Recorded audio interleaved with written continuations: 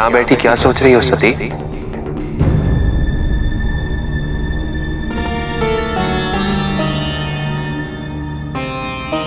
सोच रही हूं कितनी बदल गई हूं मैं।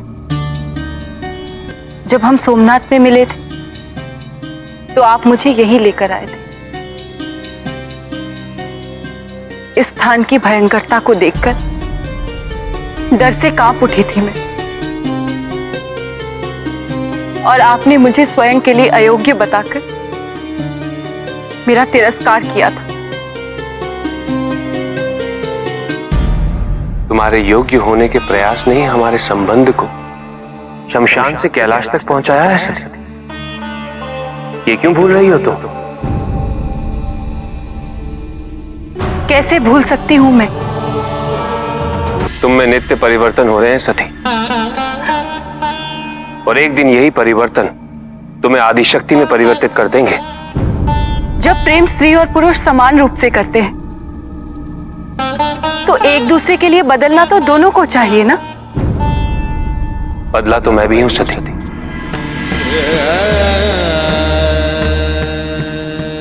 संसार से विरक्त रहने वाले शिव को अब कैलाश पर रहने वाली अपनी पत्नी की चिंता रहती।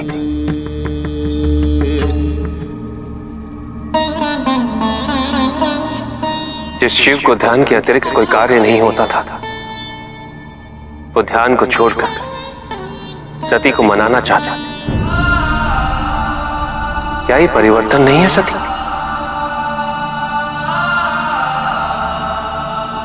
यही मेरा प्रेम है सती। इसी प्रेम के कारण तो मैं आज तक जीवित हूं, किंतु आज मुझे इस प्रेम का नाम जानना है। ये जानना चाहती हूं कि वमांगी होने के अधिकार को खोने के पश्चात मैं कैलाश में रहूं तो किस अधिकार से? इस अधिकार से आज तक रहती आई हो सती। वमांगी के अधिकारों के अतिरिक्त तुम्हें वो हर अधिकार प्राप्त होगा जो एक पत्नी को प्राप्त होता है। उन अधिकारों का विवरण भी आज मैं आपके मुख से सुनना चाहती हूँ।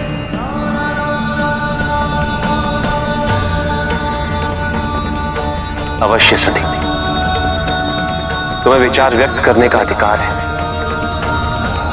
सुरक्षा का अधिकार है, सम्मान का अधिकार है, और तुम्हारे प्रति मेरे वही कर्तव्य रहेंगे जो एक पति के होते हैं। मैं सदैव तुम्हारे सम्मान की रक्षा करूंगा। और मेरी इच्छाओं का अधिकार? मेरी वमांगी होने के अतिरिक्त मैं तुम्हारी हर इच्छा का सम्मान करूंगा सती।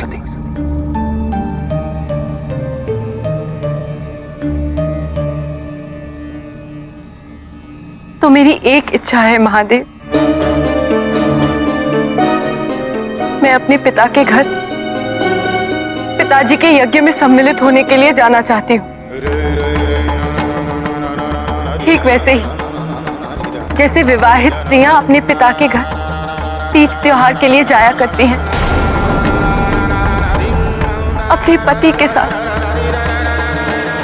बस यही एक इच्छा है, और यह स्वाभाविक भी है। कहिए,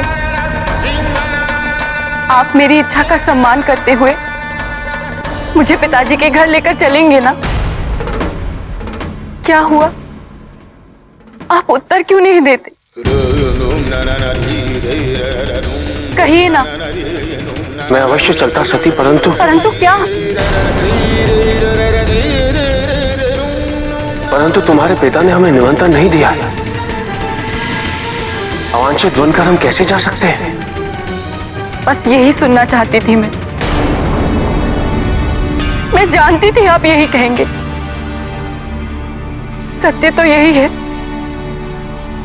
कि आपने मुझे कोई अधिकार नहीं दिया।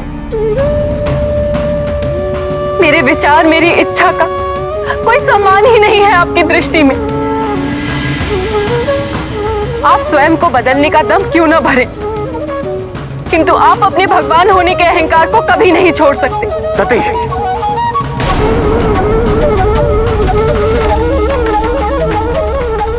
जानती हूँ कुछ बोलने का अधिकार नहीं है मुझे, किंतु आज कहे बिना नहीं रह पाऊंगी। सत्य यही है कि मैं आपके लिए केवल मनुष्य हूं, एक तुच्छ मनुष्य। मेरी इच्छाएं, मेरे संबंधियों के लिए कोई महत्व नहीं है आपकी दृष्टि में। और हो भी क्यों, आप तो भगवान हैं। किसी मनुष्य के लिए आपके हृदय में प्रेम कैसे हो सकता है? ठीक कहा था आप, हमारा एक दूसरे से विवाह होना सबसे बड़ी भूल थी। तो भगवान होकर आपने ये भूल कैसे की? यदि मुझे एक पत्नी का अधिकार नहीं दे सकते, मेरे सगे संबंधियों को अपना नहीं सकते थे, मुझे पत्नी के रूप में स्वीकार क्यों किया? क्यों? भगवान की कृपा भी उनके प्रेम से उपजती है सरस्वती। कृपा और प्रेम में भेद मनुष्यों के लिए होता है सरस्वती, भगवान के लिए नहीं। सत्य तो यही है, भगवान के हृदय में अपने संसार के लिए प्रेम और करुणा के अतिरिक्त कुछ नहीं होता।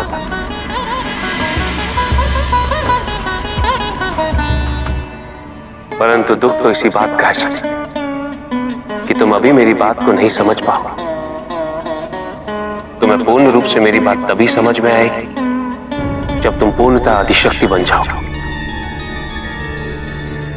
तब तुम्हें समझ में आएगा भगवान के प्रेम का स्वरूप क्या होता है।